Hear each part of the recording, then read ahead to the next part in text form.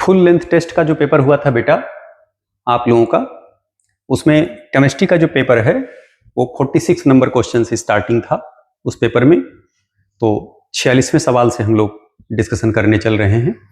आइए, पहला जो क्वेश्चन है, कह रहे साहब कॉलम 1 और कॉलम 2 को मैच कराइए। करा दीजिए मैच। क्या है इसमें, देखिए मोलरिटी की यूनिट क्या होती है, मोल पर लीटर। क्या मोल फ्रैक्शन की कोई यूनिट होती है? नहीं साहब, कोई यूनिट नहीं होती। ये देखिए यूनिटलेस है ये तो इनके साथ गया। मोल की कोई यूनिट होती है? यस, ये है मोल, इसमें ई नहीं होगा। ओके, और जो मोलरिटी है इसकी यूनिट होती है मोल पर केजी। ढूंढ लीजिए इसमें ऑप्शन कौन सा करेक्ट होगा भाई। ए का आर, ठीक है, बी का क्यू, सी का मोल पी हो जाएगा। इसका मतलब सी वाला आंसर करेक्ट हो जाएगा। ओके, अगले क्वेश्चन पे चले बेटा। आइए अगले क्वेश्चन पर आते हैं भाई। सेकंड क्वेश्चन पर कह रहे statement 1 magnetic quantum number determines the size of the orbital. ठीक है, कह रहे साहब ये जो मैग्नेटिक क्वांटम नंबर है ये ऑर्बिटल के साइज को डिटरमाइन करता है। ठीक है, ऑर्बिटल के साइज को डिटरमाइन करता है मैग्नेटिक क्वांटम नंबर। ठीक है, स्टेटमेंट सेकंड में कह रहे साहब spin quantum number of an electron determines the orientation of the spin of electron relative to the chosen axis. Clear बात? तो ये स्टेटमेंट इनकरेक्ट है। ओके, तो स्टेटमेंट जो पहला है वो, तो इसमें बेटा स्टेटमेंट सेकंड जो है ये करेक्ट हो जाएगा और स्टेटमेंट फर्स्ट जो है ये इनकरेक्ट हो जाएगा। क्यों? क्योंकि ये ओरिएंटेशन को नहीं, ये सिर्फ और सिर्फ किसको, स्पिन को बताता है। क्लियर बात? जो स्पिन क्वांटम नंबर है कि इलेक्ट्रॉन क्लॉकवाइज है या एंटी क्लॉकवाइज है। क्लियर बात? दूसरे क्वेश्चन पे चलिए, अगले क्वेश्चन पे भैया 48 पर कह रहे when equal volume of the following solutions are mixed precipitation of AgCl will occur only with.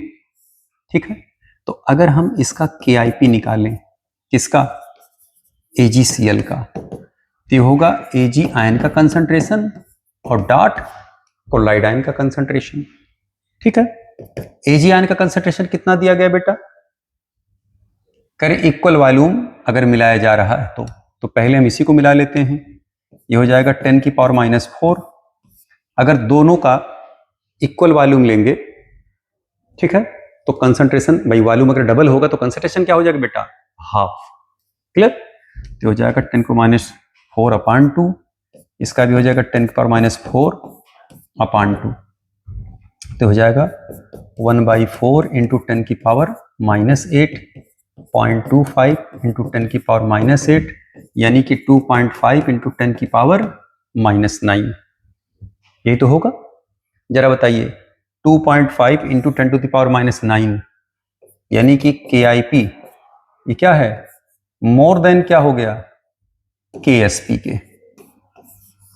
ठीक है, तो अगर KIP की वैल्यू KSP से ज्यादा हो गया तो इस पर्टिकुलर कंसंट्रेशन को अगर आप मिलाएंगे तो ये प्रेसिपिटेशन दे जाएगा।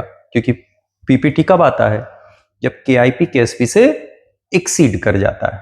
क्लियर? और सब में आप चेक करेंगे तो सबका KIP KSP से कम निकल करके आएगा, उनमें प्रेसिपिटेशन नहीं होगा। 49 नंबर क्वेश्चन में आ जाए। कह रहे द एलिमेंट Z जिसका एटॉमिक नंबर कितना है, 114, 114। क्लियर? कह रहे has been discovered recently, it will belong to which of the following family या ग्रुप एंड इलेक्ट्रॉनिक कॉन्फिगरेशन।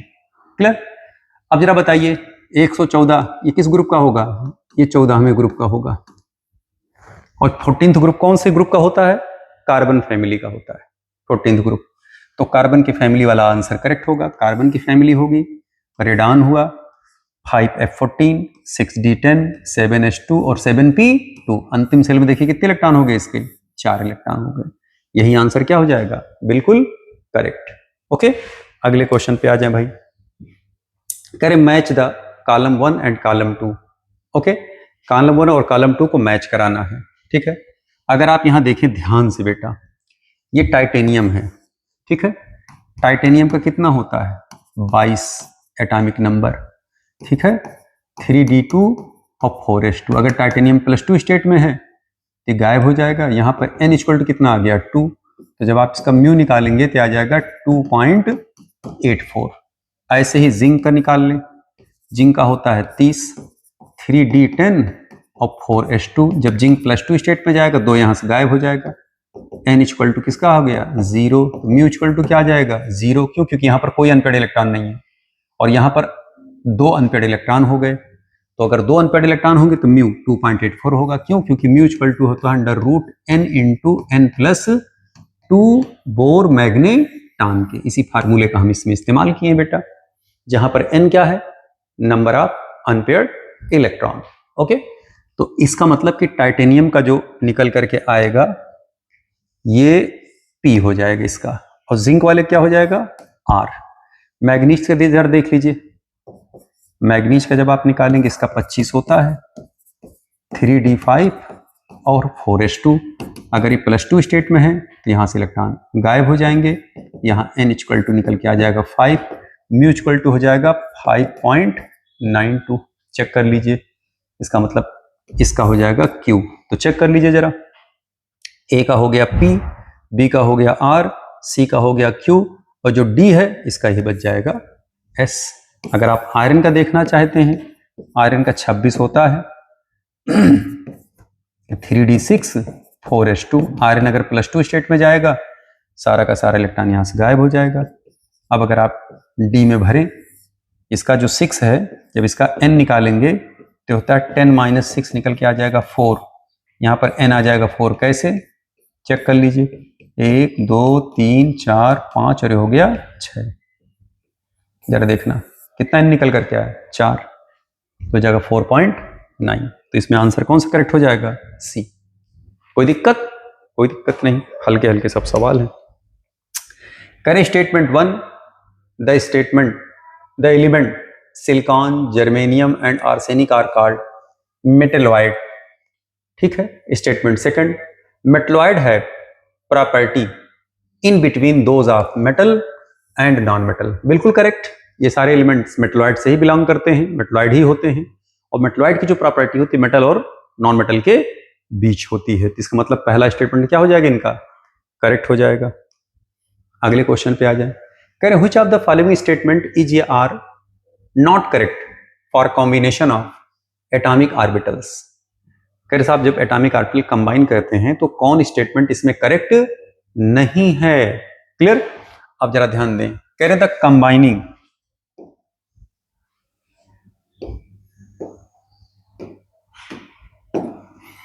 कह रहे हैं the combining atomic orbital must have the same या नियरली सेम एनर्जी। बिल्कुल करेक्ट, जब दो ऑर्बिटल सेम एनर्जी के होते हैं तो तब वो ऑर्बिटल एटॉमिक ऑर्बिटल कॉम्बिनेशन करते हैं। पहला कंडीशन तो सेम एनर्जी के होने चाहिए। दूसरा करे साहब greater the extent of overlap, greater will be the electron density between the nuclei of molecular orbital. बिल्कुल करेक्ट, जितने ज्यादा एक्सटेंट ऑफ ओवरलैपिंग होगा बॉन्ड उतने ज्यादा क्या होंगे, स्ट्रॉन्गर होंगे। क्लियर। तीसरे में करे साहब 2pz orbital of one atom can combine with either 2px या 2py या 2pz orbital of the other atoms, these orbitals have same energy. गलत, जब py होगा तो py के साथ, pz होगा तो pz के साथ, px होगा तो px के साथ। ऐसा नहीं हो सकता कि px किसी से भी ओवरलैपिंग कर जाएगा। क्यों, क्योंकि ओरिएंटेशन बदल जाएगा। जब कॉम्बिनेशन होता है तो ओरिएंटेशन, एनर्जी, ये सब क्या होने चाहिए, ऑलमोस्ट सेम। ओरिएंटेशन तो बिल्कुल सेम, एनर्जी भले सेम या ऑलमोस्ट सेम हो। तो इसमें कह रहे हैं साहब किसी से भी कंबाइनिंग कर जाएगा, तो ये स्टेटमेंट क्या हो गया, गलत। तो इसका मतलब बी गलत है। अब फोर्थ में कह रहे साहब overlapping in case of sigma bond take place to a larger extent as compare to pi bond. बिल्कुल करेक्ट, जब पाई बॉन्ड बनते हैं तो सिग्मा बॉन्ड क्या करता है, मैक्सिमम ओवरलैप्ड एरिया कवर कर चुका होता है। तो चौथा स्टेटमेंट भी सही है। इसमें कह रहे हैं साहब स्टेटमेंट कौन सा गलत है, इसमें सिर्फ और सिर्फ कौन सा स्टेटमेंट गलत होगा बेटा, थर्ड स्टेटमेंट गलत होगा। क्लियर? अगले क्वेश्चन पे आ जाए। कह रहे which of the following conditions will favour maximum formation of the product in the reaction. कह रहे साहब बताइए कि कब ज्यादा से ज्यादा प्रोडक्ट बनेगा। ठीक है, पहली चीज तो आप जान लें, इधर नंबर ऑफ मोल्स कितने हैं 2 और इधर नंबर ऑफ मोल्स कितने हैं 1। अगर हम प्रेशर बढ़ाएंगे तो इक्विलिब्रियम उधर शिफ्ट करता है जिस तरफ नंबर ऑफ मोल्स कम होते हैं, क्योंकि प्रेशर बढ़ा है तो प्रेशर को कम करेगा। प्रेशर को कैसे कम करेगा? नंबर ऑफ मोल्स को कम करके। नंबर ऑफ मोल्स कम होने से क्यों प्रेशर कम हो जाता है? सबको ये बात पता है, पीवी इक्वल टू एनआरटी के। कोई दिक्कत? कोई दिक्कत नहीं। जरा ध्यान दें, volume constant, temperature constant, R पहले से कांस्टेंट, तो प्रेशर किसके प्रोपोर्शनल हो गया? मोल के। अगर मोल बढ़ेगा तो प्रेशर बढ़ेगा, मोल घटेगा तो प्रेशर घटेगा। आपने क्या किया? प्रेशर बढ़ाया, तो ये कैसे प्रेशर को कम करेगा? प्रेशर को नंबर ऑफ मोल्स घटा करके प्रेशर को कम कर लेगा ये। तो ये इक्विलिब्रियम उधर शिफ्ट करेगा जिस तरफ नंबर ऑफ मोल्स कम होंगे। यानी इक्विलिब्रियम किधर भागेगा बेटा? फॉरवर्ड डायरेक्शन में भागेगा। इक्विलिब्रियम फॉरवर्ड डायरेक्शन में शिफ्ट करेगा। और हम चाह रहे हैं कि ज्यादा से ज्यादा प्रोडक्ट हमारा बने, तो ज्यादा से ज्यादा प्रोडक्ट बनने के लिए क्या होना चाहिए? हाई प्रेशर होना चाहिए। दूसरे, रिएक्शन कैसा है? एक्सोथर्मिक। अगर रिएक्शन एक्सोथर्मिक है तो टेम्परेचर जब आप घटाओगे तो इक्विलिब्रियम कहां भागेगा? फॉरवर्ड। और बढ़ाओगे तो इक्विलिब्रियम कहां भागेगा? बैकवर्ड। क्योंकि उल्टा गेम होता है एक्सोथर्मिक रिएक्शन के केस में। एक्सोथर्मिक रिएक्शन के केस में टेम्परेचर बढ़ाने पर इक्विलिब्रियम बैकवर्ड डायरेक्शन में शिफ्ट होता है, मतलब रिएक्टेंट साइड में शिफ्ट होता है। और अगर टेम्परेचर घटाओगे तो इक्विलिब्रियम कहां भागता है? फॉरवर्ड डायरेक्शन में। हमें इक्विलिब्रियम को फॉरवर्ड डायरेक्शन में भेजवाना है ताकि हमारा प्रोडक्ट ज्यादा से ज्यादा बन सके बेटा। तो हम करेंगे क्या? टेम्परेचर को कम करेंगे, लो टेम्परेचर तो हाई प्रेशर, लो टेम्परेचर। ढूंढिए इसमें कोई ऑप्शन मैच कर रहा है? Yes, high pressure low temperature, पहला ऑप्शन इसमें क्या हो जाएगा? करेक्ट। कुछ है नहीं सवाल में। अगले क्वेश्चन पे आ जाए। कह रहे in the electrolysis of alkaline water the total 1 mole of gas is evolved. The amount of water decomposed is। ध्यान दीजिएगा, इलेक्ट्रोलिसिस ऑफ एल्कलाइन वाटर, चाहे आप एल्कलाइन वाटर को इलेक्ट्रोलाइज कराएं और चाहे आप एसिडिक वाटर को इलेक्ट्रोलाइज कराएं, इलेक्ट्रोलिसिस एक्चुअल में वाटर का ही होता है। ठीक है, तो अब जरा बताइए, ये H2O है, ये टूटा H2 में और किस में टूटा? O2 में। ठीक है, और कह रहे साहब 1 मोल गैस इवाल्व होने के लिए, समझिए जरा ध्यान से, कितना अमाउंट ऑफ वाटर की जरूरत हमें पड़ेगी? समझिए जरा ध्यान से, यहां जरा देखना कितना मोल गैस रिलीज हो रहा है? 3 मोल गैस। और कितना मोल वाटर लेके चल रहे हैं? 2 मोल वाटर लेकर चल रहे हैं। तो आप ऐसे लगा सकते हैं यूनिटरी मेथड से, since 3 mole of total gas obtained by decomposition of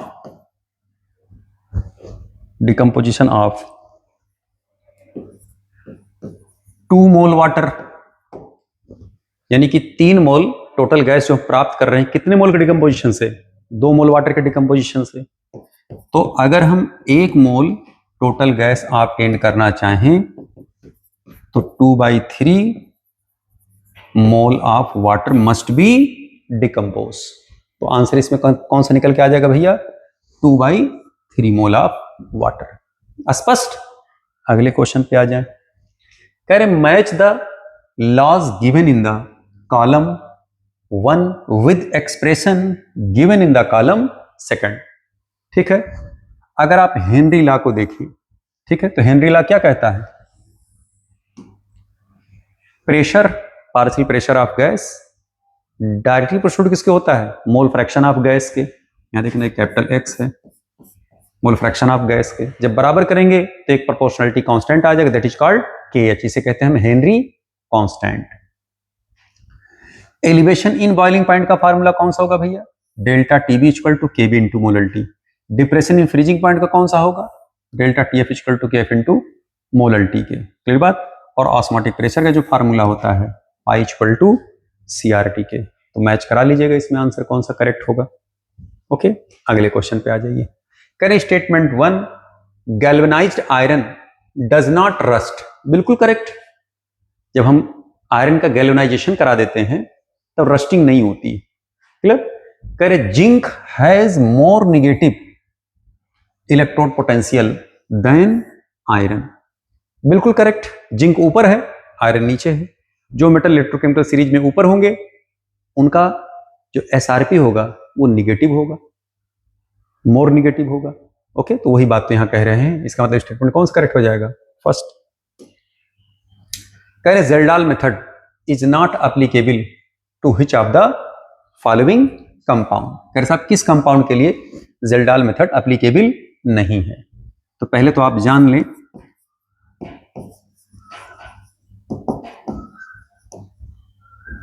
जेल्डाल method is applicable for the compound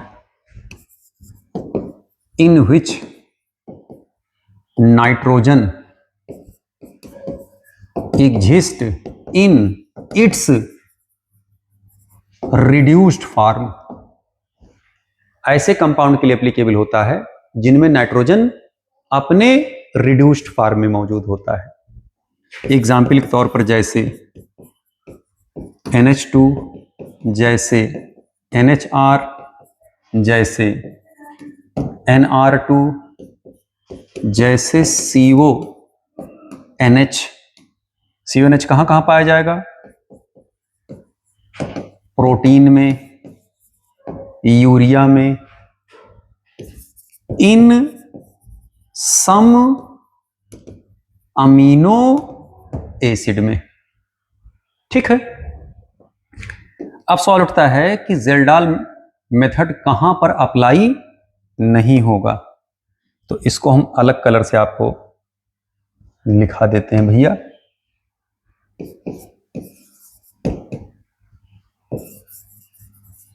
जेल्डाल method not applicable for compound in which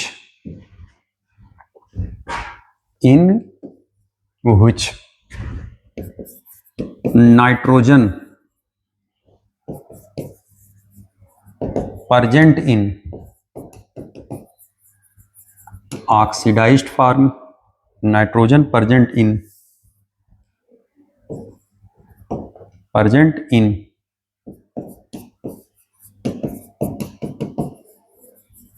oxidised form जैसे NO2, नाइट्रोसो,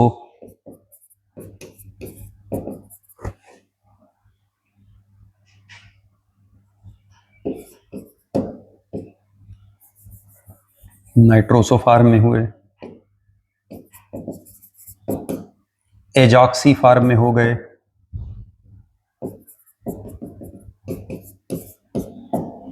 ठीक है। दूसरा azo form in which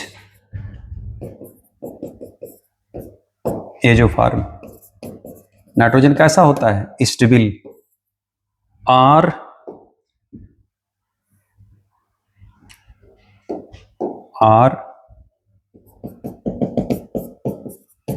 nitrogen in ring where it also stable, जैसे pyridine,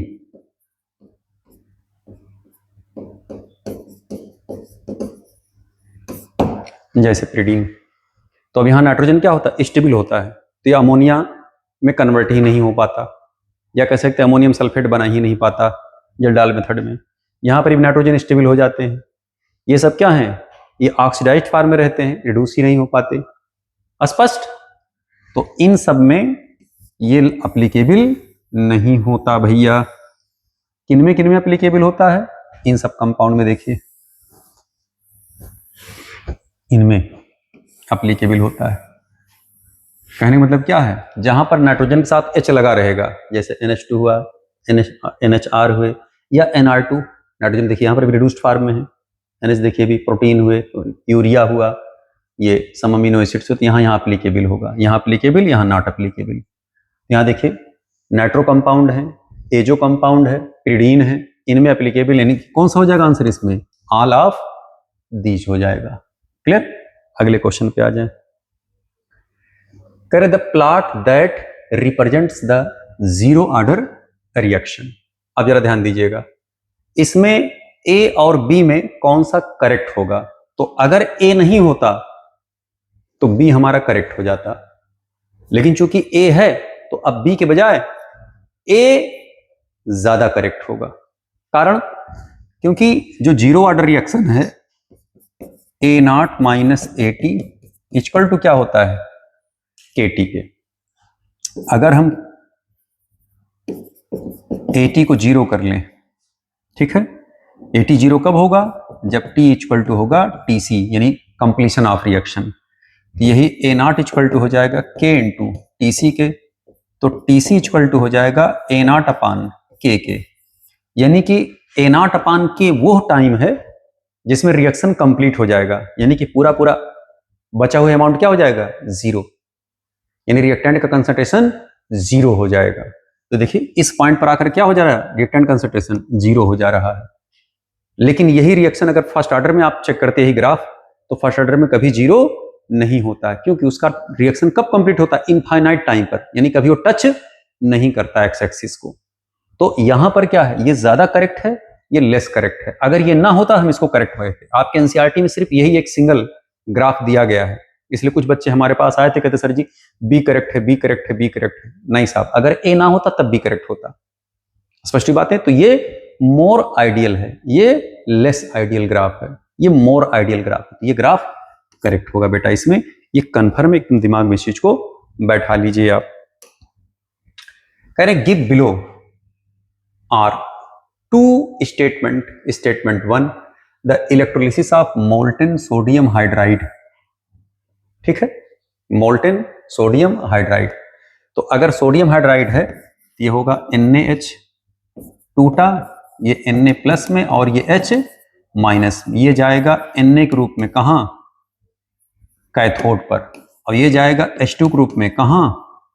anode पर। जाहिर सी बात है anion है तो एनोड पर जाएगा। ठीक है, करें लिबरेट H2 एट एनोड, बिल्कुल करेक्ट। ठीक है, ये स्टेटमेंट करेक्ट है भैया, ध्यान दीजिएगा। करें in electrolytic refining an impure metal the pure metal is obtained at anode. गलत, कहां ऑब्टेन्ड होता है? ये कैथोड पर ऑब्टेन्ड होता है। Clear? In the light of above statement choose the most appropriate answer. आप ऐसे समझ सकते हैं, ये हम बनाते हैं इम्प्योर मेटल, और ये पतला जो बनता है ये प्योर मेटल का होता है। इसको ले जाकर के हम टर्मिनल से जोड़ देते हैं बैटरी के। ठीक है, अगर मान लीजिए ये मेटल है, मेटल यहाँ पे M के रूप में आता है, M आयन के रूप में, और यही फिर डिपॉजिट हो जाता है इस पर। और ये जो हमारा प्योर पतला मेटल होता है रॉड, ये धीरे धीरे मोटा हो जाता है, और ये धीरे धीरे क्या होते हैं? पतला। इसी के नीचे इसके जो इम्प्योरिटी होती है बैठ जाती है, इसी को एनोड मड हम लोग कहते हैं। तो ये एनोड होता है और ये कैथोड होता है बेटा। तो हमारा जो प्योर मेटल जाके डिपॉजिट होता है कहाँ? कैथोड पर डिपॉजिट होता है। यहाँ पे क्या कह रहे हैं? कह रहे साहब ये एनोड पर डिपॉजिट होता है। तो स्टेटमेंट सेकंड वाला क्या हो गया? गलत, और फर्स्ट वाला क्या हो गया? करेक्ट। इसमें चूज करिए, statement 1 is correct but statement second is incorrect. Clear? तो इसमें ऑप्शन हो जाएगा सी, 59 का, 59 का सी आंसर करेक्ट हो जाएगा। अगले क्वेश्चन पे आ जाए। कह रहे following reaction occur in an automobile. Automobile के अंदर ये रिएक्शन हो रहा है भैया। कह रहे the sign of delta H, delta S and delta G। जाहिर सी बात है कि रिएक्शन कंबसन का है, तो इसका डेल्टा H होगा निगेटिव। रिएक्शन स्पॉन्टेनियस है, इसलिए डेल्टा G होगा क्या? निगेटिव। यहां देखना number of moles of gaseous product की संख्या ज्यादा है, और यहाँ पे क्या है? कम, यहाँ 27 मोल ही बन रहे हैं। और यहाँ देखना 16 दूनी 32, 33, 34 मोल बन रहे हैं। तो प्रोडक्ट में नंबर ऑफ मोल्स की संख्या ज्यादा है, इसका जो डेल्टा एस होगा ये हो जाएगा पॉजिटिव। तो हमें किस रिस्पेक्ट में बताना है? डेल्टा एच निगेटिव होगा, डेल्टा एस पॉजिटिव होगा, डेल्टा जी निगेटिव, यानी negative positive negative, negative positive negative. Answer कौन सा करेक्ट हो जाएगा? सेकंड। अगले क्वेश्चन पे आ जाए। कह रहे व्हिच वन या which of the following amine form an nitroso derivate when treated with NaNO2 plus HCl। तो पहले तो आप ये जान लें कि NaNO2 और प्लस HCl जब रिएक्शन करते हैं तो बनाते क्या है बेटा? ये HNO2 और साथ में क्या बनता भैया? ये NaCl। यही रिएक्शन करता है। जब आप प्राइमरी अमीन से रिएक्शन कराओगे HNO2 का रिएक्शन, तो ये बनाता है प्राइमरी अल्कोहल। इसी का जब आप सेकेंडरी अमीन से रिएक्शन कराओगे, ठीक है, तो यहां से देखना OH और यहां से क्या निकलता है? H।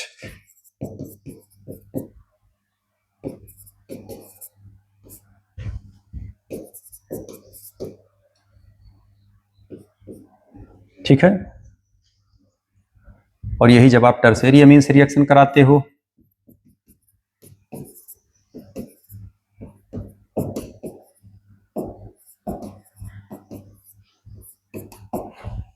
तो ये बनता है साल्ट।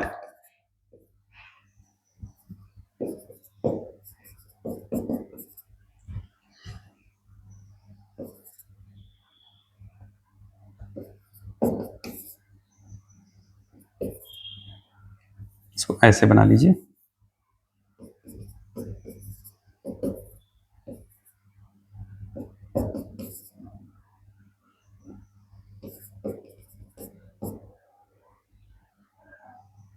या इसको ऐसे लिख दीजिए, NO2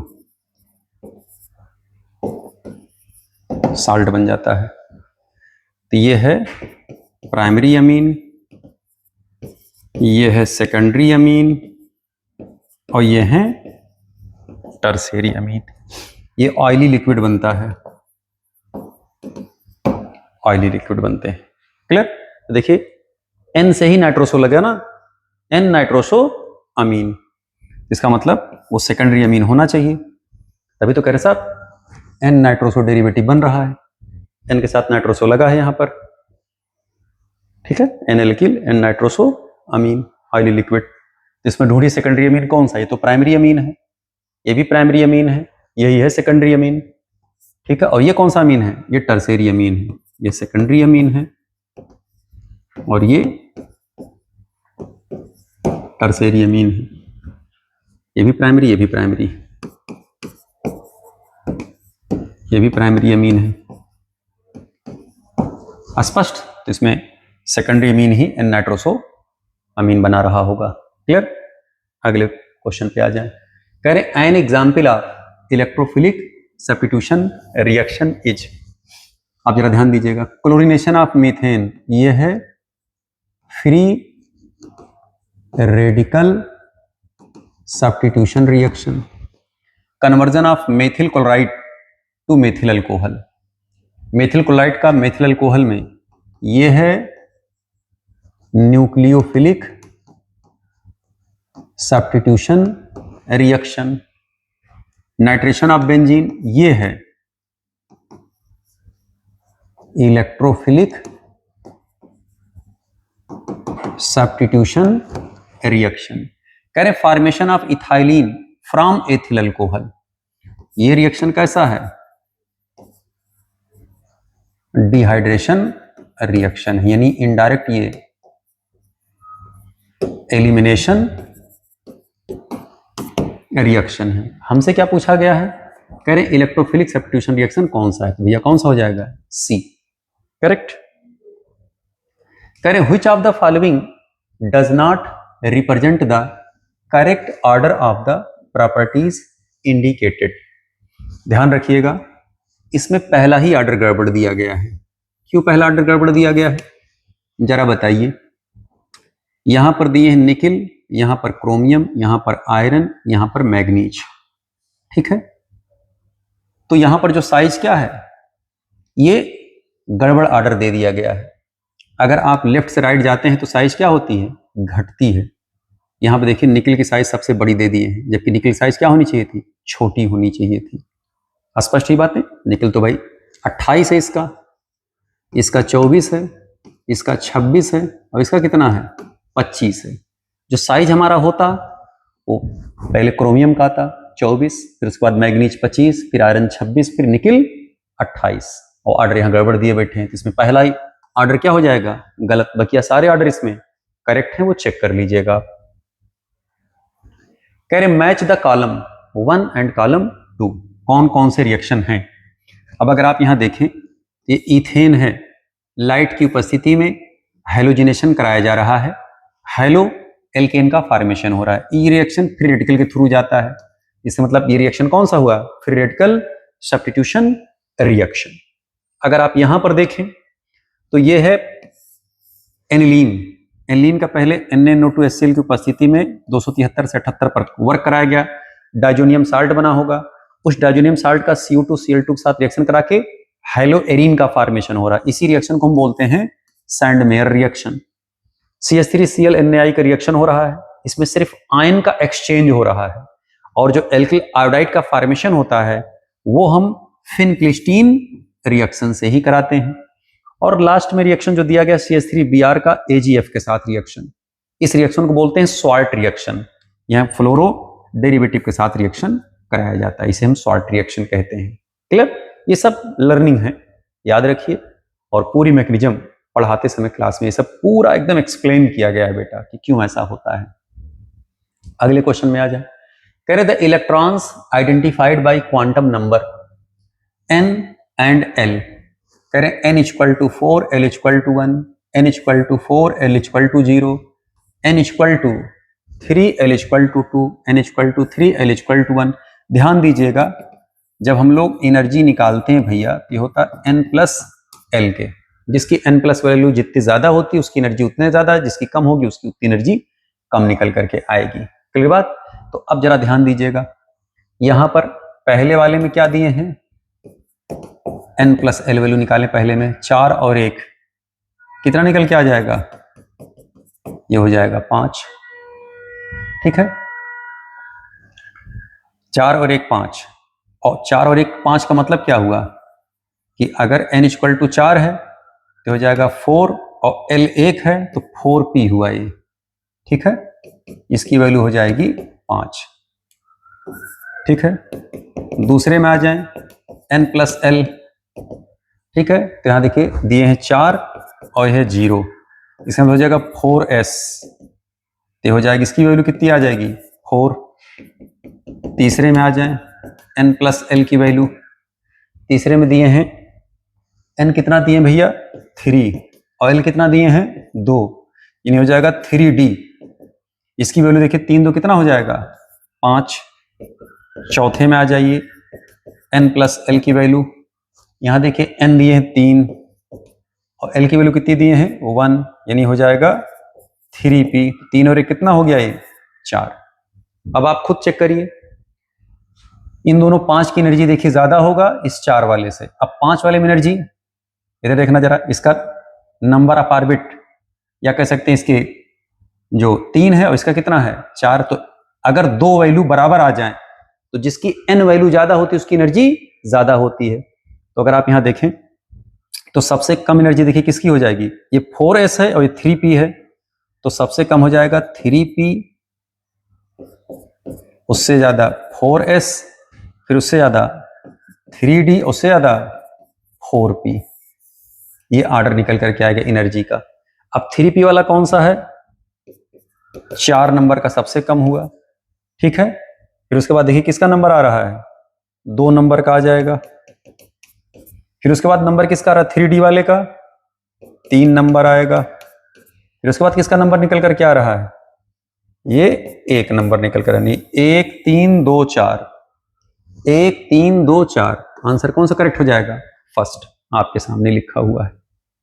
ओके, अगले क्वेश्चन पे आ जाएं।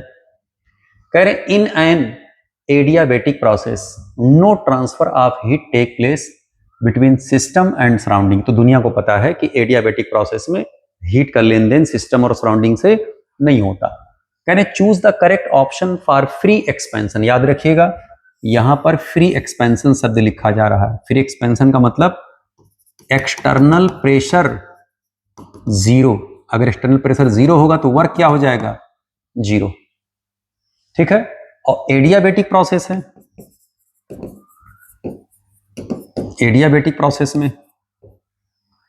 प्रोसेस में हमारा Q जीरो हो जाएगा। और फ्री एक्सपेंशन है, फ्री एक्सपेंशन है तो एक्सटर्नल प्रेशर जीरो होगा, इसका मतलब वर्क क्या हो जाएगा, जीरो। ठीक है, डेल्टा U इक्वल टू आप पढ़ते हैं Q प्लस इसके W के। ठीक है, तो जाहिर सी बात है कि अगर Q जीरो है W जीरो है तो डेल्टा U भी क्या हो जाएगा, जीरो। डेल्टा U जीरो का मतलब कि टेम्परेचर में कोई घटना बढ़ना नहीं हो रहा है, इसलिए डेल्टा T भी क्या हो जाएगा, जीरो। अब आप इसमें ढूंढिए कि ऑप्शन कौन सा करेक्ट होगा, कौन सा ऑप्शन करेक्ट होगा जिसमें Q जीरो हुआ, Q जीरो है, डेल्टा T नॉट जीरो, गलत।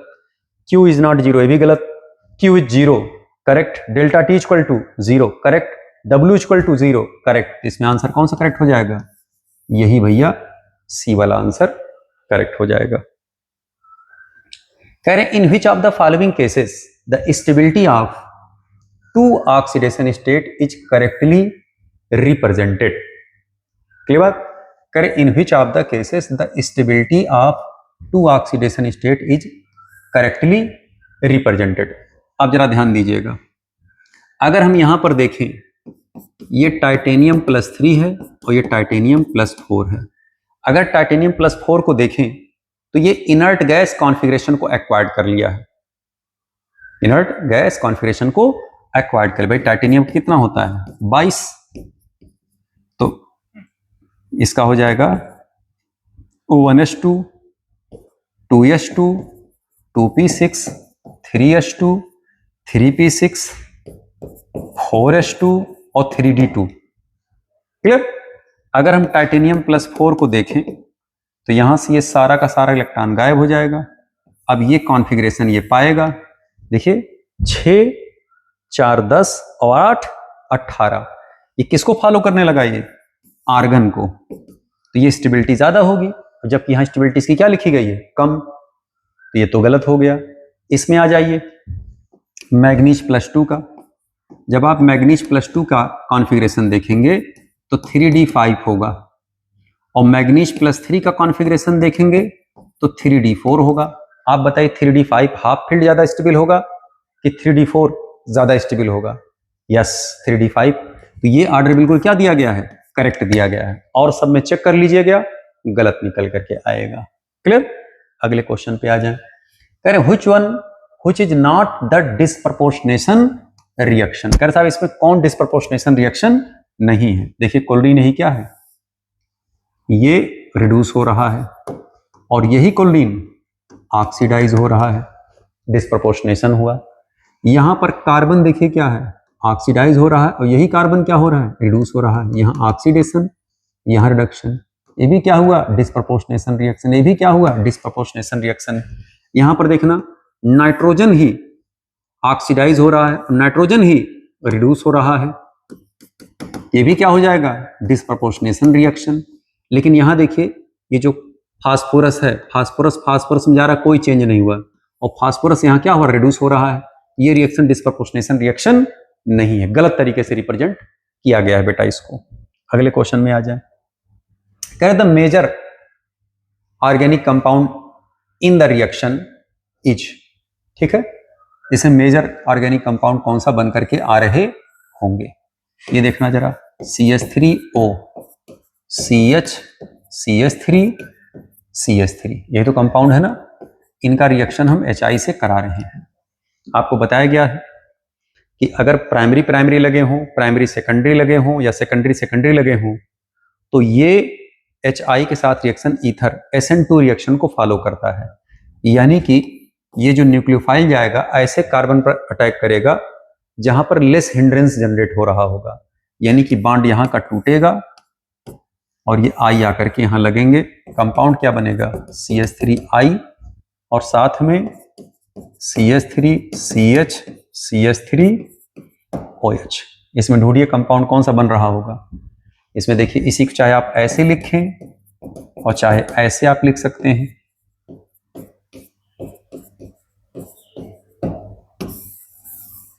इसमें सी आंसर करेक्ट हो जाएगा, चेक कर लीजिएगा। कह रहे हैं द करेक्ट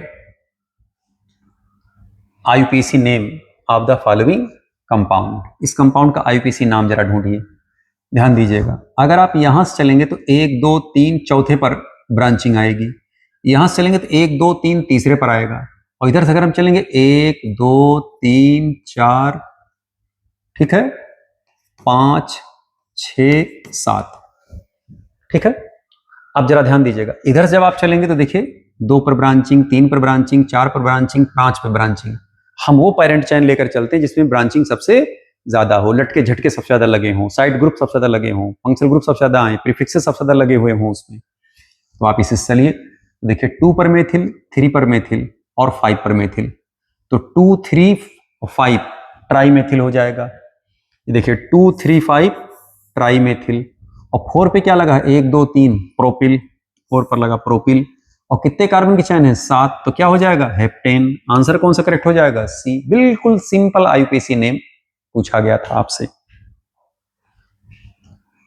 कह रहे हैं what is the change in oxidation number of carbon in methane in the following reaction. जरा ध्यान दे भैया, यहां CH4 है, यहां -4 है, और यहां पर क्या है? +4 है। तो -4 से जब आप +4 में जाएंगे तो चेंज इन ऑक्सीडेशन नंबर निकालेंगे तो होगा फाइनल ऑक्सीडेशन नंबर और minus initial oxidation number. Final oxidation number कितना है? +4, और इनिशियल ऑक्सीडेशन नंबर कितना है? -4, ठीक है। ये हो जाएगा 4 माइनस, ये हो जाएगा +4, तो कितना हो जाएगा? +8। तो आंसर कौन सा करेक्ट हो जाएगा? सेकंड। अगले क्वेश्चन पे आ जाए। कह रहे select incorrect match for this complex. कह रहे साहब इस कॉम्प्लेक्स के लिए इनकरेक्ट मैचिंग जरा बताइए। तो चलिए इनकरेक्ट मैचिंग निकाल लेते हैं भैया।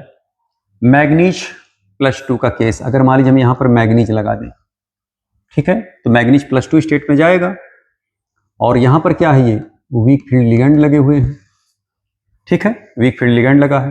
तो अगर ये इनकरेक्ट पूछ रहे हैं कौन इनकरेक्ट है, ये तो करेक्ट हो जाएगा। क्यों? क्योंकि यहां पर अगर आप देखें ये हो जाएगा, 1 मिनट हम यहां पर बना लेते हैं, T2G, और ये हो जाएगा EG। 1 2 3 4 5, यानी T2G में 3 और EG में 2, और जब आप इसका डेल निकालोगे -0.4 into number of electrons in T2G plus 0.6 into number of electron in EG, यही तो होगा। अब जरा यहां देखना, 0.4 इंटू कितने इलेक्ट्रॉन है? 3, और प्लस 0.6 इंटू कितने इलेक्ट्रॉन है? 2, तो -1.2 और +1.2 निकल कितना आ जाएगा? 0। तो ये तो सही, बिल्कुल एकदम 0 करेक्ट लिखा है। ऐसे आयरन +2 में जरा आ जाइए, इसका 3d5 है, इसका हो जाएगा 3d6, ये है T2G, ये हो गया EG। तो अब इसमें 6 इलेक्ट्रॉन है, 1 2 3 4 5, और ये हो गया 6। तो T2G में देखिए कितने इलेक्ट्रॉन हो गए? 4, और EG में कितने हो गए? 2, ठीक है।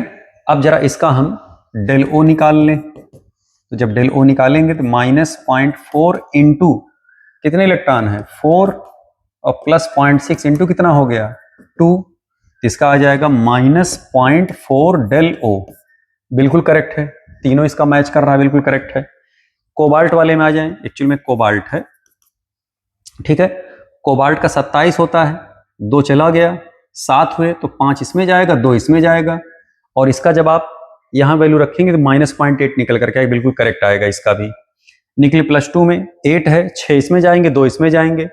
ठीक है, अब अगर 6 इसमें गया है तो जब आप इसका लिखा निकालोगे 0.4 × 6 प्लस 0.6 × 2, जब आप इसका डेल ओ निकालोगे तो 6 चौक का कितना हो गया 24, 2.4 हो गया माइनस, प्लस कितना हो गया 12, 1.2, इसका निकल कितना आना चाहिए -1.2 डेल ओ, और जबकि यहाँ दिया कितना गया है -1.6 डेल ओ, तो क्या हो गया गलत है ना बेटा ये। तो डी वाला जो मैचिंग है ये गलत दिया गया है, इसमें डी वाला आंसर करेक्ट हो जाएगा। बताओ कौन सा मैचिंग इसमें गलत है। तो एक ही सवाल में सारे आपके झंझनाते हुए कॉन्सेप्ट यूज हो गए भैया। क्लियर? आइए जरा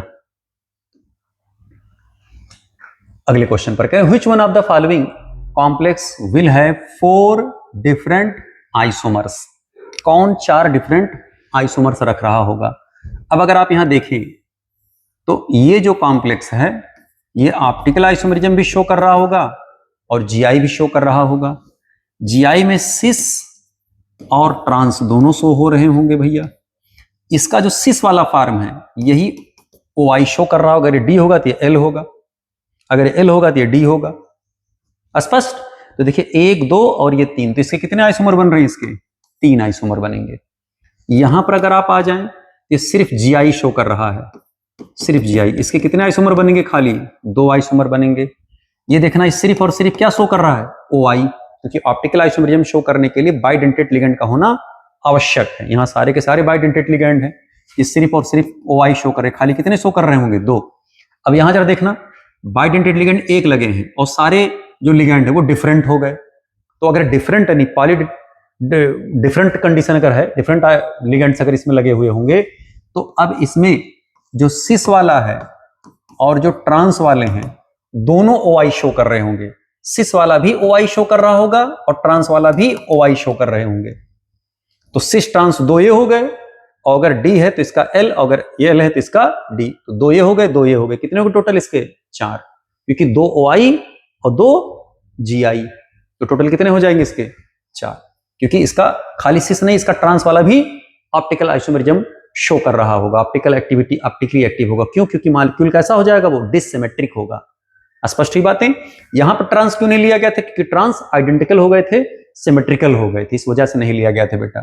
इसमें आंसर कौन सा करेक्ट हो जाएगा, सेकंड आंसर करेक्ट हो जाएगा भैया।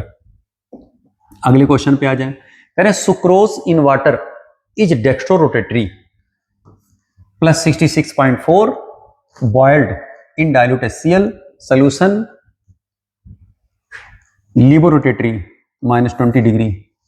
कहने मतलब पहले डेक्स्ट्रोरोटेटरी था, बाद में लिबोरोटेटरी हो गया। सबको ये बात पता है कि डी ग्लूकोज और डी फ्रक्टोज के कॉम्बिनेशन से सुक्रोज बनता है।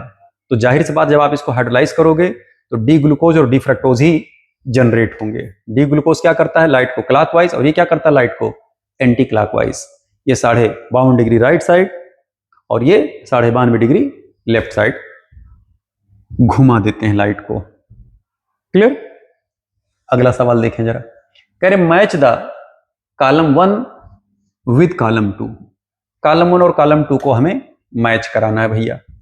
कह रहे अमोनोलिसिस, अमोनिया को तोड़ करके जब लिसिस होता है, रिएक्शन होता है, यही कहलाता है अमोनोलिसिस, यानी रिएक्शन ऑफ एल्कलाइड विद अमोनिया। यहां देखना यही तो है ना, RX का रिएक्शन ऑफ अमोनिया से कराइए, टूटा, यहां से टूटा, ये NH2 जाकर के इनके साथ रिएक्शन करा, RNH2 बने और साथ में HX बना। तो देखिए अमोनिया टूट करके एल्किल हैलाइड से रिएक्शन कर रहा है। अमोनिया का रिएक्शन चाहे एल्किलाइड से करा दें, चाहे अल्कोहल से करा दें, अमीन से करा दें, किसी से आप करा दीजिए, ये अमोनोलिसिस कहलाएगा भैया। एल्किलाइड का रिएक्शन अमोनिया के साथ, इसी को अमोनोलिसिस कहते हैं। Gabriel phthalimide synthesis primary amine बनाने में इसका इस्तेमाल किया जाता है भैया। Reaction of phthalimide with KOH and RX, तो इसका हो जाएगा R, करेक्ट हो जाएगा। क्लियर बात? सी वाले जरा देखें, कह रहे हाफमैन ब्रोमामाइड डिग्रेडेशन रिएक्शन। जब भी आप हाफमैन ब्रोमाइड डिग्रेडेशन रिएक्शन कराते हैं तो हमेशा प्रोडक्ट में एक कार्बन कम हो जाता है, जो एमाइड होता है उससे C गायब हो जाता है, NH2 आकर के चुपचाप लग जाता है, CO ग्रुप उसमें से गायब हो जाते हैं, तो हमेशा एक कार्बन लेस होगा। तो इसमें देखिए amine with lesser number of carbon. कह रहे साहब carbylamine reaction, primary amine के टेस्ट के लिए इसका इस्तेमाल होता है भैया।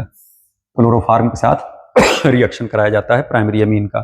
अल्कोहलिक केवच की उपस्थिति में डिहाइड्रोहेलोजिनेशन रिएक्शन होता है, इसमें आइसोसाइनाइड का फॉर्मेशन होता है। पूरी रिएक्शंस आपको पता है। कार्बाइल अमीन इसमें बनते हैं। इसमें आंसर कौन सा करेक्ट हो जाएगा भैया? पहला आंसर करेक्ट हो जाएगा। आपके सामने सब कुछ लिखा हुआ देख लीजिए।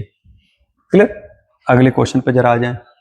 करें which of the following is correct order of acidity. इसमें करेक्ट ऑर्डर ऑफ एसिडिटी कौन सा है? याद रखें, अगर हम एसिटिक एसिड में -I ग्रुप लगा देते हैं तो उसकी एसिडिक स्ट्रेंथ फॉर्मिक एसिड से ज्यादा हो जाती है।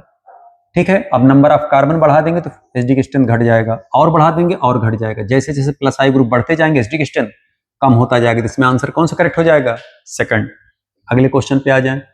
करें which of the following reactions are disproportionation reaction. कौन से रिएक्शंस इसमें डिस्प्रपोर्शनेशन रिएक्शन है? देखिए कॉपर प्लस था, ऑक्सीडेशन रिडक्शन, ये ऑक्सीडेशन हुआ, ये रिडक्शन हुआ, ये डिस्प्रपोर्शनेशन है।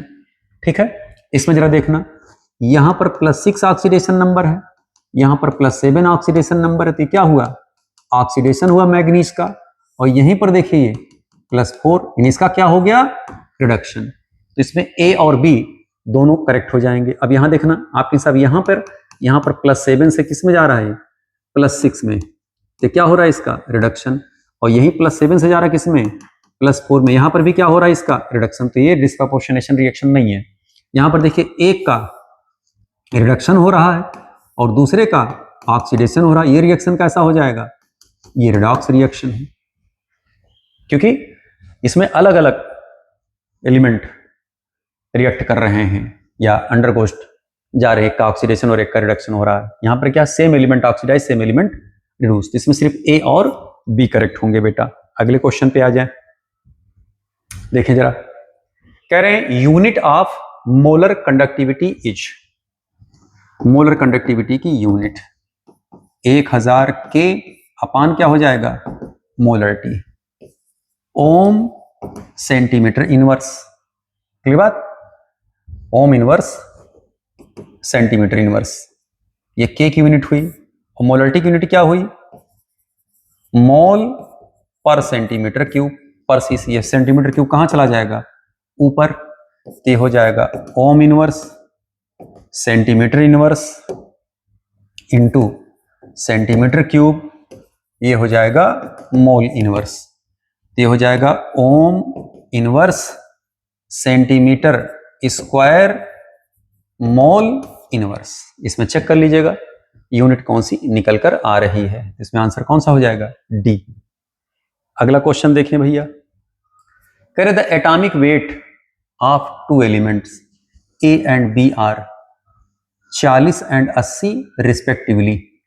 ठीक है, ये सवाल इंपॉर्टेंट है, इस पे टिक लगा लीजिएगा। एटॉमिक वेट दे रहे हैं ए का 40 और बी का दे रहे हैं भैया 80। ठीक है, कह रहे हैं इफ x ग्राम ऑफ ए,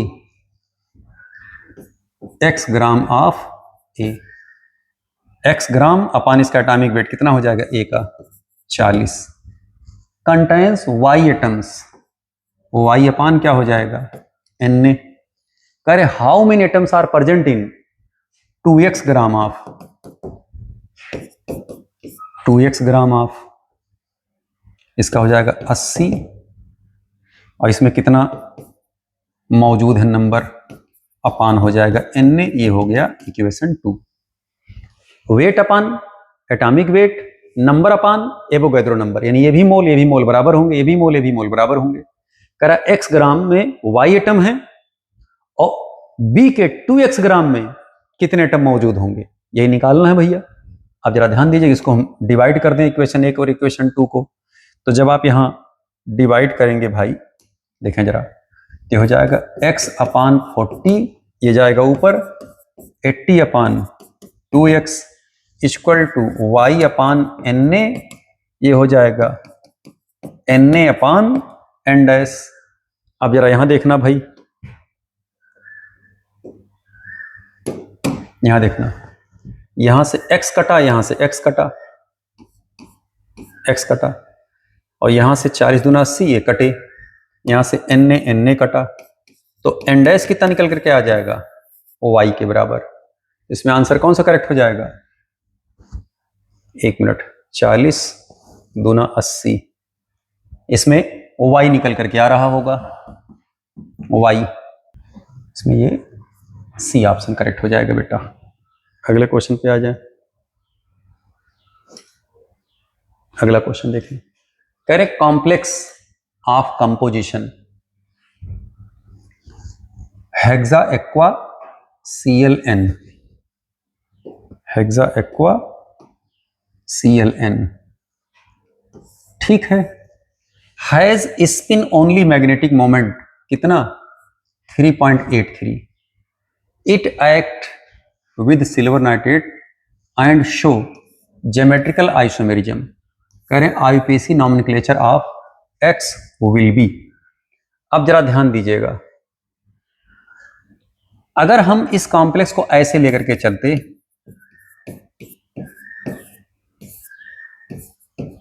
ठीक है, तो यहां पर भी देखिए n3 निकल के आ रहा है, और इसका जो म्यू निकल करके आएगा 3.83 ही निकल करके आएगा, मैच कर रहा होगा, और ये AgCl के साथ पीपीटी भी दे रहा होगा, लेकिन ये ज्योमेट्रिकल आइसोमेरिज्म शो नहीं कर रहा होगा बेटा।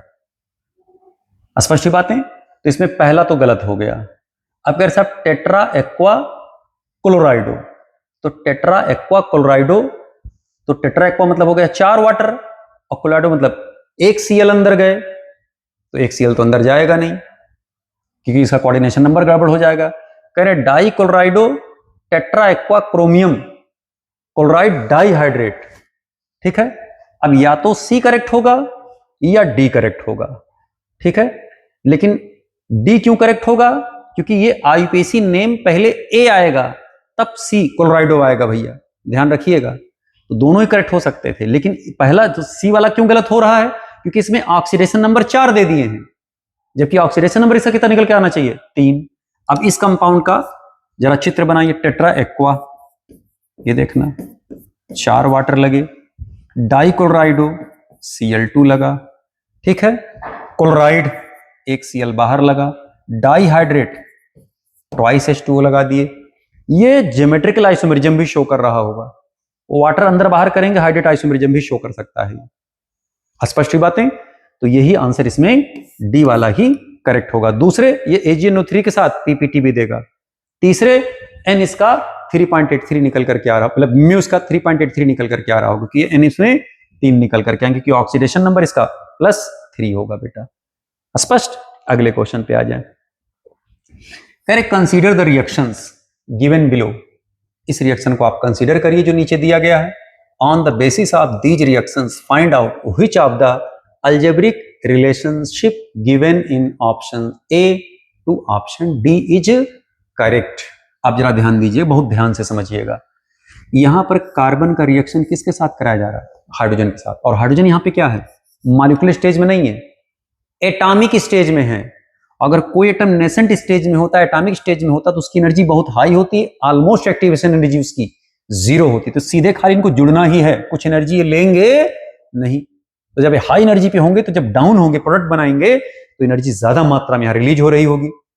और यहां देखना जरा ध्यान से, एनर्जी CH4A भी बन रहा है, एनर्जी उतने यहां रिलीज होनी चाहिए थी, लेकिन एनर्जी इस वाले रिएक्शन में कम क्यों हो जा रहा है, क्योंकि एनर्जी कुछ इन्वॉल्व हो रहा होगा इसको तोड़ने में, क्योंकि जब तक ये टूटेगा नहीं तब तक इससे रिएक्शन करेगा नहीं, तो तोड़ने में कुछ एनर्जी इन्वॉल्व हो रही होगी, ब्रेकिंग करने में, इसलिए यहां एनर्जी कम रिलीज हो रही होगी, यहां कुछ एनर्जी लग रहा होगा। तो ओवरऑल जब एनर्जी नेट देखेंगे तो एनर्जी y की वैल्यू x से हमेशा कम निकल करके आएगा, तो x is greater than y, तो आंसर इसमें कौन सा करेक्ट हो जाएगा, C। ये भी सवाल इंपॉर्टेंट है भैया। 82 नंबर पे आ जाए, कर the reaction quotient for the reaction N2 thrice of H2 twice of NH3, इसका दिया गया Q इतना, ठीक है। करे the reaction will proceed from right to left, right से लेफ्ट कब जाएगा, राइट से लेफ्ट तब जाता है जब रिएक्शन कोशिएंट की वैल्यू इक्विलिब्रियम कांस्टेंट से ज्यादा होता है। ये Q अगर मोर देन Kc है तो रिएक्शन कहां भागेगा, बैकवर्ड डायरेक्शन में। अगर reaction quotient less than equilibrium constant है तो रिएक्शन कहां भागेगा, फॉरवर्ड। अगर रिएक्शन कोएफिशिएंट Kc के बराबर है तो reaction will be in equilibrium, reaction equilibrium में होगा भैया। अगले क्वेश्चन पे आ जाए। कह रहे while charging the lead storage battery, जब लेड स्टोरेज बैटरी को आप चार्ज करोगे, यानी डिस्चार्ज नहीं होगे बल्कि चार्ज हो रहा होगा, तब हमारा जो पीबी आयन है वो क्या हो रहा होगा, रिड्यूस हो रहा होगा लेड में बेटा। और वो रिएक्शन अब कैथोड का नहीं होगा, अब एनोड पे। एनोड पे पहले ऑक्सीडेशन हो रहा था, तो जब चार्जिंग होगा तो अब एनोड पे रिडक्शन चालू हो जाएगा। इसमें पहला आंसर करेक्ट हो जाएगा भाई। अगले क्वेश्चन पे आ जाए। कह रहे मैच द फॉलोइंग, निम्नलिखित को हमें मैच कराना है भैया। जरा बताइए सोडियम आयन की साइज मैग्नीशियम आयन से बड़ी क्यों है, क्योंकि इसका इफेक्टिव न्यूक्लियर चार्ज कम है, जेड इफेक्टिव की वजह से लेस जेड इफेक्टिव है। एल्युमिनियम और गैलियम की साइज ऑलमोस्ट बराबर क्यों है, ड्यू टू लेंथेनॉइड कॉन्ट्रैक्शन। बल्कि इसमें लेंथेनॉइड कॉन्ट्रैक्शन के केस में अगर आप यहां देखें लेंथेनॉइड कॉन्ट्रैक्शन नहीं होगा, इसमें होगा ट्रांजिशन कॉन्ट्रैक्शन। इसमें ट्रांजिशन कॉन्ट्रैक्शन होगा, इसमें लेंथेनॉइड कॉन्ट्रैक्शन होगा, क्योंकि इनकी साइज ऑलमोस्ट बराबर हो जाती है। क्योंकि यहां पर एफ में इलेक्ट्रॉन जाते हैं, यहां पर इलेक्ट्रॉन डी में घुस रहे होते हैं, तो इनके केस में ट्रांजिशन कॉन्ट्रैक्शन कहा जाएगा, और इनके केस में बेटा लेंथेनॉइड कॉन्ट्रैक्शन। दोनों का मतलब आप जान लें। 35 और 37 ये दोनों आइसोटोप्स होंगे भैया, ये करेक्ट होगा इसका। इसमें मैच करा लीजिएगा कौन किसके तरफ तीर जा रहा होगा, वही तीर अंदर इसमें चारों में मैच करा लीजिएगा। अगले क्वेश्चन पे आ जाए। कह रहे the rate constant of A zero order reaction, कितना दिया गया भैया, रेट कांस्टेंट इतना दिए हैं। कह रहे if the concentration of the reactant after 25 second is 0.5 molar, what is the initial concentration. Clear. तो सबको पता है कि A0 minus AT equal to KT के। हमसे A0 पूछा गया है, AT हमको दे दिए हैं 0.5, रेट कांस्टेंट दे दिए 2 × 10⁻², और कितने सेकंड के बाद, 25 सेकंड के बाद। तो यहां से जरा भैया A0 निकाल लीजिए, ये निकल के आ जाएगा 1 मोलर। इसमें आंसर कौन सा करेक्ट हो जाएगा, डी। क्लियर। चेक कर लीजिए अगला क्वेश्चन। कह रहे element present in Nessler's reagent, ये है एल्कलाइन K2HgI4, ये तो है ना नेस्लर्स रिएजेंट। ठीक है, इसमें देखिए पोटेशियम है, मरकरी है, आयोडीन है।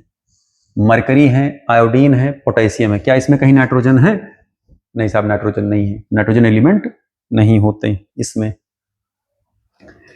कह रहे solubility product of salt AB 10⁻⁸ in a solution in which concentration of A+ ions 10⁻³ molar, the salt will precipitate when the concentration of B ion is kept to be।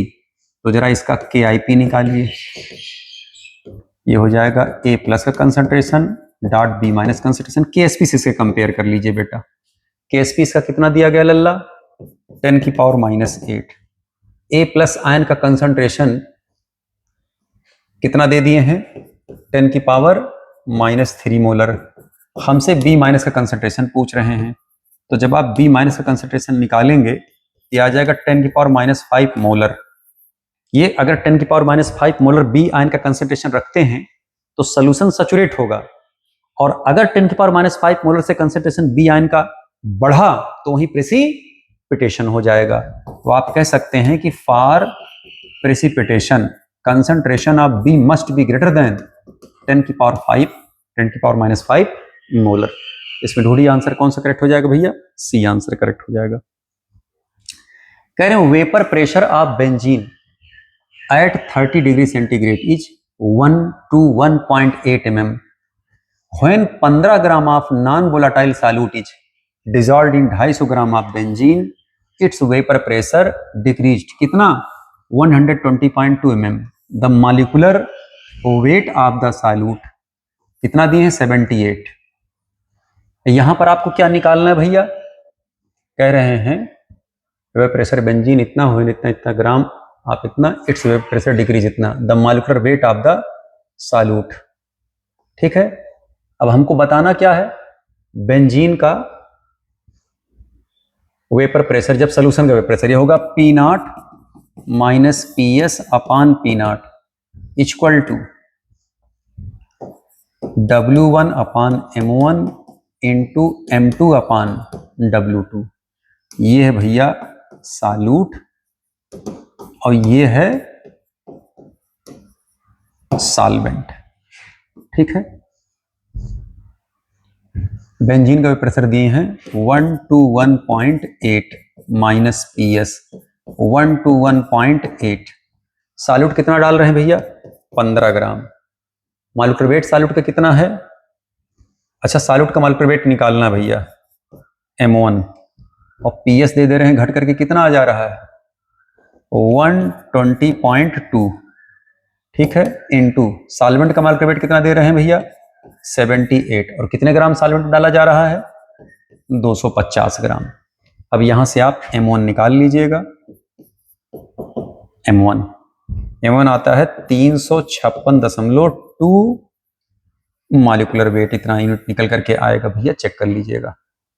ठीक है, अगला सवाल देखें, कह रहे फॉर रिएक्शन ए एक्सपी में जा रहे हैं, ए का concentration 2.2 millimolar, the rate was found to be 2.4 millimolar per second, on reducing concentration A to half the rate changes to 0.6 millimolar per second, the order of reaction will be. तो R2 upon R1 equal to हो जाएगा C2 upon C1 का power n। यही n पता चल जाए तो हमें ऑर्डर पता चल जाएगा। आप जरा ध्यान दीजिएगा, कह रहे साहब फॉर द रिएक्शन, जब कंसंट्रेशन कितना लिया गया था 2.2 मोलर, तब उस समय रेट कितना था भैया 2.4 मिलीमोलर पर सेकंड। जब इसका कंसंट्रेशन आधा कर दिया गया यानी 1.1 कर दिया गया, ठीक है, तो रेट घट के कितना हो गया 0.6। ठीक है, ये हो जाएगा 1/4 इक्वल टू हो जाएगा 1/2 का पावर n। इसको हम कर सकते हैं 1/2 का पावर 2 इक्वल टू 1/2 का पावर n। तो n इक्वल टू कितना निकल के आ गया सीधे 2 के। इसका मतलब ऑर्डर कौन सा रहा होगा, सेकंड ऑर्डर का रिएक्शन रहा होगा ये। ठीक है, अगला क्वेश्चन देखें,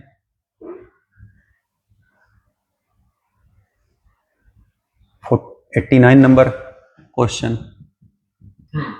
आई बेटा 90 नंबर क्वेश्चन पे, ये भैया 90 नंबर सवाल है, गलती से यहाँ 45 नंबर लिख दिया गया है।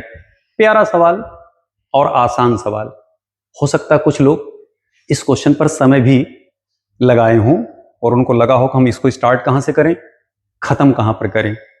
तो ऐसे सवाल को अक्सर पीछे से सॉल्व किया जाता है, फ्रंट से नहीं सॉल्व किया जाता, क्योंकि अगर ए ढूंढोगे बी ढूंढोगे सी डी ढूंढोगे मिलेगा ही नहीं।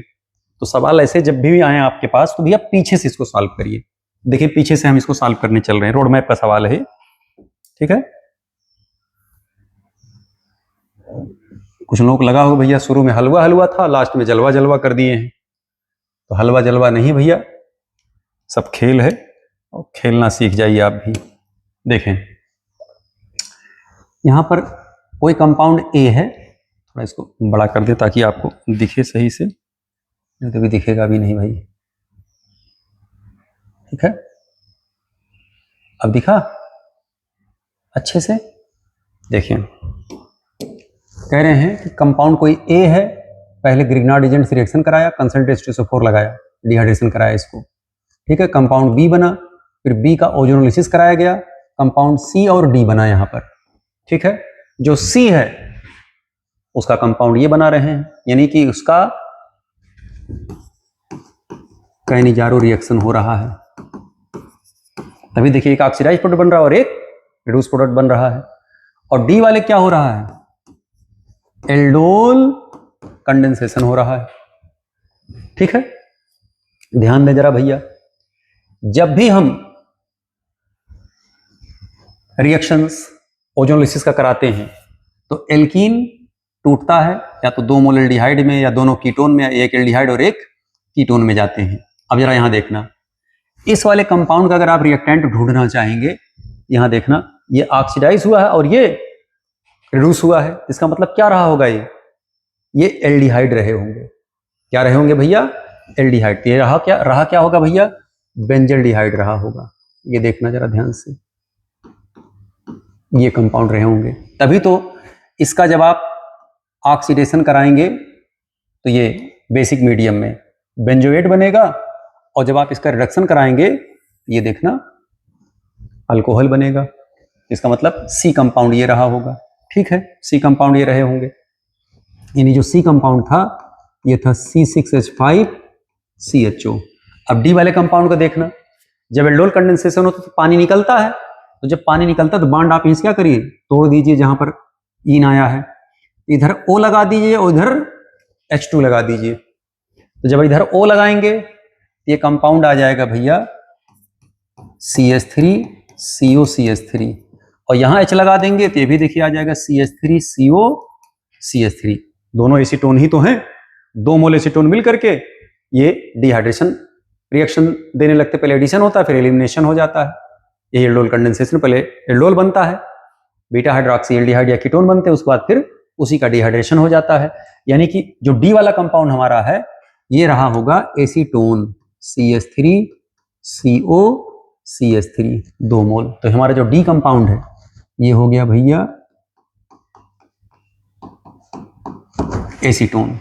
अब हमें एल्कीन की तरफ जाना है, तो जब आप एल्कीन की तरफ जाओगे तो दोनों O हटाओगे तो ये एल्कीन बन जाएगा। तो यहां से जरा दोनों O आप हटा दो, जब हटाओगे दोनों O तो आ जाएगा C6H5CH double bond C CH3CH3। ये हमारा कौन सा कंपाउंड बन करके आया, ये बन करके आया B दिखा। और हमको क्या बताना है, A और B जो बना होगा जब यहां पर रिएक्शन आप कराए होंगे। देखिए मेथिल मैग्नीशियम ब्रोमाइड लेकर के आप चल रहे हैं ना, हमको कंपाउंड बताना कौन सा भैया, इसमें compound A in the following reaction, हमको A कंपाउंड बताना है। तो अब जरा ध्यान दीजिएगा, ये है C6H5CHC CH3CH3। अब जरा इधर आ जाइए, ये डिहाइड्रेशन कराया गया होगा। डिहाइड्रेशन किसका कराया गया होगा भैया, जरा ध्यान दीजिएगा। यहां पर जो डबल बॉन्ड निकल करके आए हैं बेटा, ध्यान दीजिएगा, यहां से हम ये बॉन्ड तोड़ेंगे। ठीक है, अब एक पर OH लगेगा, एक पर H लगेगा, तभी तो डिहाइड्रेशन हुआ होगा। तो या तो हम इधर OH लगाएं, इधर H लगाएं।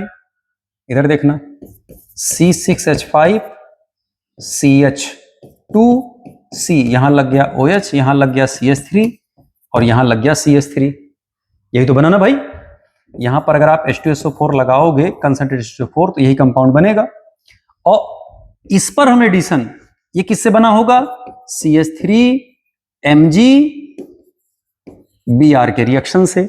अब CH3MgBr के रिएक्शन से अगर यहां H और यहां CH3 आ रहा है, ठीक है, इसका मतलब क्या रहा होगा कि CH3 आप यहां से हटाइए और यहां से चाहिए, यहां क्या आ जाएगा, डबल बॉन्ड। तो जो डबल बॉन्ड आएगा तो देखना जरा कंपाउंड क्या बना, C6H5CH2COCH3। अब अगर हम इस पर CH3MgBr से रिएक्शन करा के पानी पिलाएं इसको, तो देखिए यही कंपाउंड फिर दोबारा बनेगा। ये देखना CH3 बॉन्ड टूटा और बॉन्ड देखिए ऐसे टूट जाएगा, निगेटिव यहाँ आएगा, पॉजिटिव पर आकर के CH3 लगा के यहाँ O लग जाएगा Mg, बाद में H लग जाएगा, यही कंपाउंड बन करके आएगा। स्पष्ट, इसका मतलब कि जो हमारा कंपाउंड रहा होगा वो यही A रहा होगा, यही A, यानी C6H5CH2COCH3। ढूंढिए इसमें, CO यहां नहीं होगा, CO यहां, हाँ ये C वाला आंसर करेक्ट हो जाएगा। चेक कर लीजिए, हम हट जा रहे हैं, पूरा पिक्चर देख लीजिए भैया आंख के सामने, एकदम बिल्कुल किनारे हम लग जा रहे हैं। दिखा स्पष्ट? तो इसको भैया अच्छे से समझ लीजिएगा। इस टाइप के क्वेश्चंस अक्सर आपके दिमाग का कसरत करा देते हैं। क्लियर? अगले टेस्ट में हम प्रयास करेंगे एक अच्छा पेपर दें आप लोगों को। Okay, thank you.